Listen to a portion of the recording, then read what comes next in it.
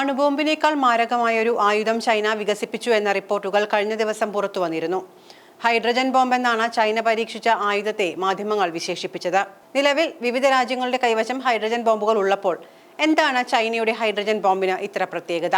ആണവോർജ്ജം ഉപയോഗിച്ച് പ്രവർത്തിക്കുന്ന പരമ്പരാഗത ഹൈഡ്രജൻ ബോംബല്ല ചൈന ഇപ്പോൾ പരീക്ഷണം നടത്തിയിരിക്കുന്നത്. മഗ്നീഷ്യം ഹൈഡ്രൈഡ് ഉപയോഗിച്ചാണ് ചൈന ഉഗ്രരൂപിയായ ഈ ആയുധം നിർമ്മിച്ചിരിക്കുന്നത്. ചൈന സ്റ്റേറ്റ് ഷിപ്പ് ബിൽഡിംഗ് കോർപ്പറേഷന്റെ കീഴിലുള്ള കേന്ദ്ര ഗവേഷണ കേന്ദ്രത്തിലെ ശാസ്ത്രജ്ഞരാണ് മഗ്നീഷ്യം ഹൈഡ്രൈഡ് ഉപയോഗിച്ചുള്ള മാരകായുധം വികസിപ്പിച്ചത്. വാതകാവസ്ഥയിൽ സംഭരിക്കുന്നതിനേക്കാൾ കൂടുതൽ അളവിൽ ഹൈഡ്രജൻ മഗ്നീഷ്യം ഹൈഡ്രൈഡിലുണ്ട്. അതിനാലാണ് ആണവോർജ്ജത്തിന് പകരമായി മഗ്നീഷ്യം ഹൈഡ്രൈഡിനെ തിരഞ്ഞെടുത്തിരിക്കുന്നത്. ബോംബ് പ്രവർത്തന സജ്ജമായാൽ 2 സെക്കൻഡിനുള്ളിൽ ശത്രു കേന്ദ്രങ്ങളെ ഭൂമിയിൽ നിന്ന് തുടച്ചു നീക്കാൻ സാധിക്കുന്നതാണ് ചൈന വികസിപ്പിച്ചെടുത്ത പുതിയ ഹൈഡ്രജൻ ബോംബ്.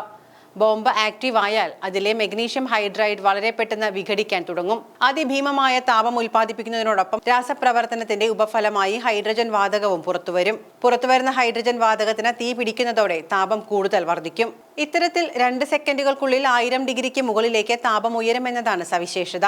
ലോഹങ്ങൾ ഉൾപ്പെടെ ഉരുകിയൊലിക്കാൻ വെറും 2 സെക്കൻഡിൽ സാധിക്കും. 2 കിലോ ഭാരം വരുന്ന ബോംബാണ് ഗവേഷകർ വികസിപ്പിച്ചെടുത്തത്. പരീക്ഷണത്തിൽ നിയന്ത്രിത സ്ഫോടനമാണ് ഗവേഷകർ നടത്തിയതെന്നാണ് റിപ്പോർട്ടുകൾ. മഗ്നീഷ്യം ഹൈഡ്രൈഡ് സ്ഫോടനത്തിൽ ചെറുതരികളായി രൂപാന്തരപ്പെട്ട് അന്തരീക്ഷവുമായി പ്രതിപ്രവർത്തിച്ച് ഇവ ചൂടുപിടിക്കുകയും തുടർന്ന് ഇവയിൽ നിന്ന് ഹൈഡ്രജൻ വാതകം പുറന്തള്ളുകയും ചെയ്യും. ഇതോടെ സമീപ പ്രദേശങ്ങളിലേക്ക് കൂടി ഇത് വ്യാപിച്ച് തീ കത്തിപ്പടരും.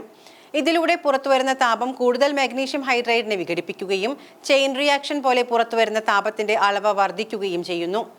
പുതിയ ആയുധം അപകടത്തിന്റെ തോത് വർദ്ധിപ്പിക്കുന്നതിന് പിന്നിലും ഒരു കാരണമുണ്ട്. രാസപ്രവർത്തനം തുടർന്നുകൊണ്ടേയിരിക്കുമെന്നതാണ് ഇതിന്റെ പ്രഹരശേഷി വർദ്ധിപ്പിക്കുന്നത്. വളരെ കുറഞ്ഞ അളവിലുള്ള മഗ്നീഷ്യം ഹൈഡ്രൈഡിന് ശത്രുക്കളുടെ പൂർണ്ണമായ ഉന്മൂലനത്തിന് സാധിക്കുമെന്നാണ് ഈ പുതിയ ആയുധത്തെക്കുറിച്ച് ഒടുവിൽ പുറത്തുവരുന്ന റിപ്പോർട്ടുകൾ പറയുന്നത്. ഈ ബോംബ് യുദ്ധഭൂമിയിൽ പ്രയോഗിക്കപ്പെട്ടാൽ സെക്കൻഡുകൾ കൊണ്ട് വലിയ താപം പുറത്തുവിട്ട് വൻ നാശനഷ്ടം ഉണ്ടാക്കും. അത് സഹിക്കാൻ മനുഷ്യർക്ക് സാധിക്കില്ല.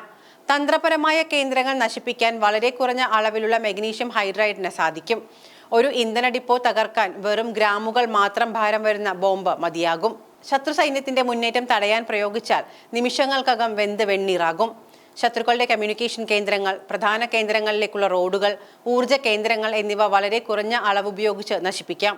അല്പം കൂടുതൽ പ്രയോഗിച്ചാൽ ആ പ്രദേശം തന്നെ കത്തിയമരും. യുദ്ധത്തിൽ ഉപയോഗിക്കാവുന്ന ആയുധങ്ങളുടെ കാര്യത്തിൽ ചൈന കൂടുതൽ ഗവേഷണങ്ങളാണ് നടത്തുന്നത്.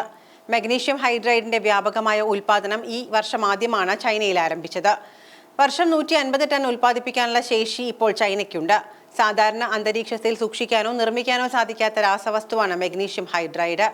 ലബോറട്ടറിയിൽ നിന്ന് നിയന്ത്രിത സാഹചര്യത്തിൽ ഒരു ദിവസം വളരെ കുറച്ച് ഗ്രാം അളവിൽ മാത്രമേ ഇവ ഉൽപ്പാദിപ്പിക്കാൻ സാധിക്കൂ.